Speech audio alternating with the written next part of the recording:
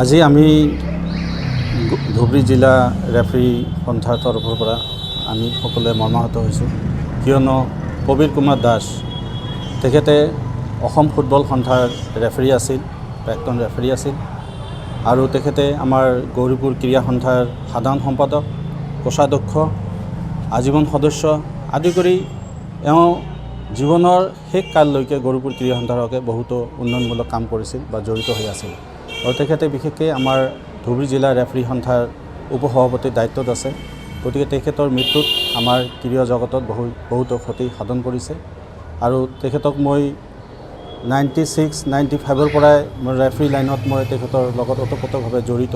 খেলুৱৈ অৱস্থাতো মই তেখেতৰ পৰিচালনাত বহুতো খেল খেলিছোঁ আৰু ৰেফাৰী হিচাপে এওঁৰ লগতো মই সমকৰ্মী হিচাপে বা হিচাপত মই বহুতো কাম কৰিছোঁ। গতিকে মই ধুবুৰী জিলা ৰেফাৰী এছ'চিয়েশ্যনৰ সম্পাদক হিচাপে আমাৰ সন্থাৰ ফালৰ পৰা তেখেতৰ প্ৰতি গভীৰ শোক প্ৰকাশ কৰিছোঁ পৰিয়ালবৰ্গলৈ আৰু তেওঁৰ আত্মাৰ চিৰশান্তিৰ কাৰণে আমি মৌনতা অৱলম্বন কৰিছোঁ। লগতে আমি ভগৱান বা আল্লাহৰ ওচৰত আমি দোৱা কৰিম, প্ৰাৰ্থনা কৰিম যে তেখেতে যেন স্বৰ্গবাসী হয়। তেখেতে খুব ভাল মানুহ আছিল, কৰ্মজীৱনত তেখেতে খুব নিষ্ঠাৰে কাম কৰিছিল, ফলত গুৰুত্বপূৰ্ণ বিভাগত কাম কৰাৰ ফলতো তেখেতে খুব সুন্দৰভাৱে জীৱন যাপন কৰিছিল। এটা নাম আছে, তেখেতে সৎ মানুহ হিচাপে জীয়াই আছিল।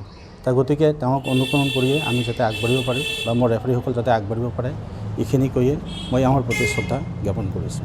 আজি আমি ধুবুৰী জিলা ৰেফাৰী সন্থাৰ তৰফৰ পৰা আমি সকলোৱে মৰ্মাহত হৈছোঁ, কিয়নো প্ৰবীৰ কুমাৰ দাস তেখেতে অসম ফুটবল সন্থাৰ ৰেফাৰী আছিল, প্ৰাক্তন ৰেফাৰী আছিল আৰু তেখেতে আমাৰ গৌৰীপুৰ ক্ৰীড়া সন্থাৰ সাধাৰণ সম্পাদক, কোষাধ্যক্ষ, আজীৱন সদস্য আদি কৰি এওঁ জীৱনৰ শেষ কাললৈকে গৌৰীপুৰ ক্ৰীড়া সন্থাৰ হকে বহুতো উন্নয়নমূলক কাম কৰিছিল বা জড়িত হৈ আছিল আৰু তেখেতে বিশেষকৈ আমাৰ ধুবুৰী জিলা ৰেফাৰী সন্থাৰ উপসভাপতিৰ দায়িত্বত আছে।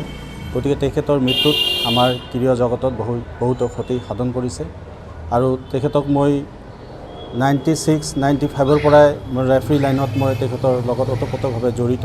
খেলুৱৈ অৱস্থাতো মই তেখেতৰ পৰিচালনাত বহুতো খেল খেলিছোঁ আৰু ৰেফাৰী হিচাপে এওঁৰ লগতো মই সমকৰ্মী হিচাপে বা হিচাপত মই বহুতো কাম কৰিছোঁ। গতিকে মই ধুবুৰী জিলা ৰেফাৰী এছ'চিয়েশ্যনৰ সম্পাদক হিচাপে আমাৰ সন্থাৰ ফালৰ পৰা তেখেতৰ প্ৰতি গভীৰ শোক প্ৰকাশ কৰিছোঁ পৰিয়ালবৰ্গলৈ আৰু তেওঁৰ আত্মাৰ চিৰশান্তিৰ কাৰণে আমি মৌনতা অৱলম্বন কৰিছোঁ। লগতে আমি ভগৱান বা আল্লাহৰ ওচৰত আমি দোৱা কৰিম, প্ৰাৰ্থনা কৰিম যে তেখেতে যেন স্বৰ্গবাসী হয়। তেখেতে খুব ভাল মানুহ আছিল, কৰ্মজীৱনত তেখেতে খুব নিষ্ঠাৰে কাম কৰিছিল, ফলত গুৰুত্বপূৰ্ণ বিভাগত কাম কৰাৰ ফলতো তেখেতে খুব সুন্দৰভাৱে জীৱন যাপন কৰিছিল। এটা নাম আছে, তেখেতে সৎ মানুহ হিচাপে জীয়াই আছিল।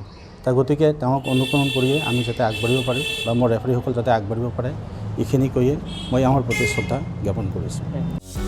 যিকোনো খবৰৰ বাবে যোগাযোগ কৰক আমাৰ এই নম্বৰত 9181 307 221।